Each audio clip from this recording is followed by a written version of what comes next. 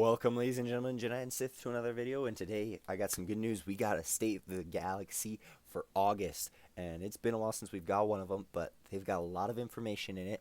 As you can probably tell right down here, Galactic Challenges. They're announcing it. Let's switch over and look into it. So, what are the Galactic Challenges? They talk about it a little bit and have a link to the road ahead. I'll leave a link to this down in the description. But let's just go right into it. We got a graphic right here. That looks nice. We'll pop this open in another tab. Maybe. There we go. So here it is right up close. Let's zoom in on for you so you can get it all up and close. So what we're going to be able to have is multiple enemies, locations, and it's looking really good. I'm really excited for this. We got enemy squad, the modifiers for both the global player enemy. This is where the Death Star from the poll came from, and so I'm excited. Now they're talking about how each Galactic Challenge event is based around a specific planet that loosely shapes the types of encounters and factions you'll find. So like on the Death Star, you are going to find Empire characters, and on top of that there are 3 types of modifiers, which are global, player, and enemy. The global modifiers will affect both squads, and the player modifiers will affect your squad, and enemy affects the enemy squad. So the global modifiers will be like, for the planet, there's going to be one that, like the Dune Sandstorm right here down below, which if we pop this up over here, we can get up close and read that. The Dune Sandstorm causes, at the end of each other turn, all units are inflicted with a damage over time until the end of the battle, which cannot be resisted. So you're going to get damaged, and they suggest in it that you use either a cleanse or someone who values high damage. I'm thinking Vader.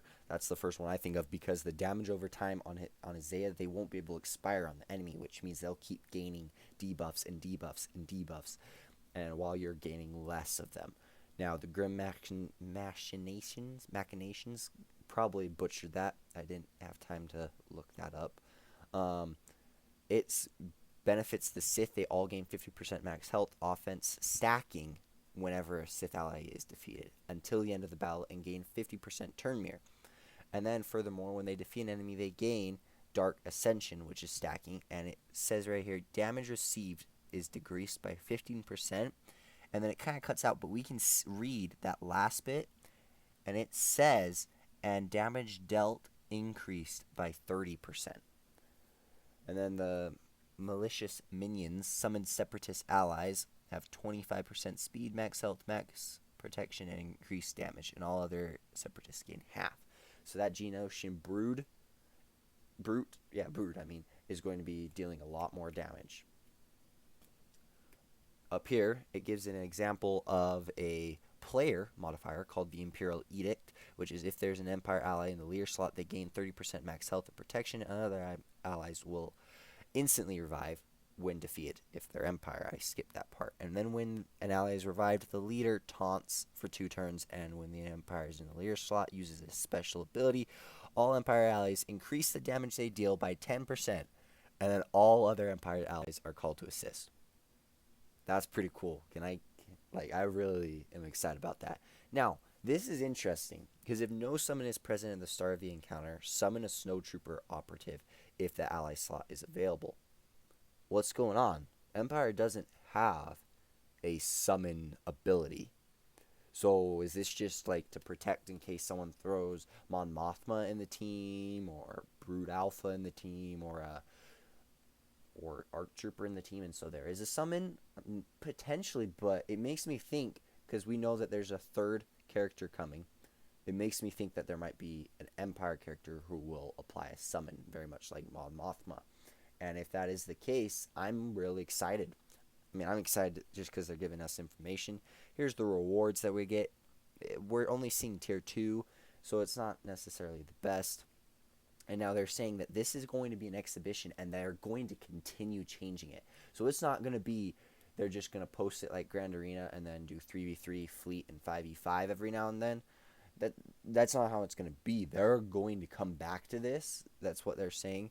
Right here.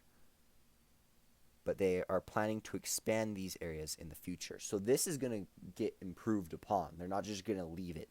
which I think is going to help make it not stale like the Galactic War. It's going to be a lot better. So the schedule right here is down below, and it is structured as such: the planet, and then the enemy you're going to be facing, and then the player modifier. So on Tatooine, the enemy you are going to be facing is Separatists.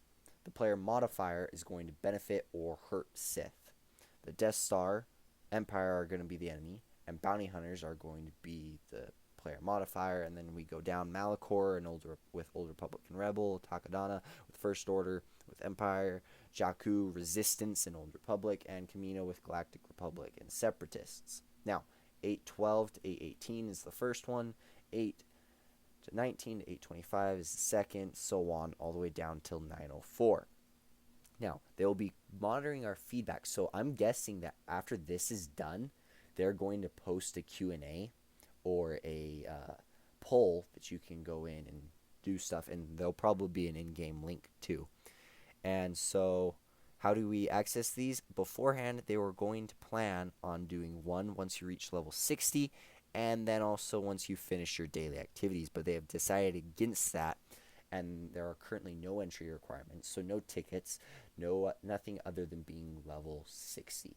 That is good and huge. A lot of people were worried that they were going to try and gate it, that you're going to have to pay to get into it, pretty much similar to the Galactic Legends, but fortunately we are not having that situation here.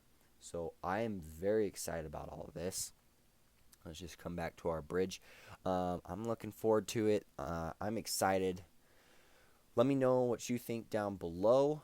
What you think we should talk, like, what do you think is going to change about this? And I mean, just let me know what you think down below in the comments. I'm going to make sure to leave this down below because I'm thinking this is going to be a huge benefit and a huge, just great for the game. And I'm glad that they decided to not attach it to the daily challenges, because oftentimes people don't do their arena climb or their fleet climb until the end of the day.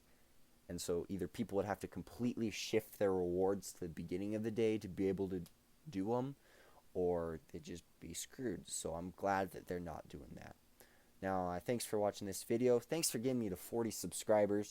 If you like this, leave a comment, like the video, or even consider subscribing. And as always, this has been the Grand Admiral and End transmission.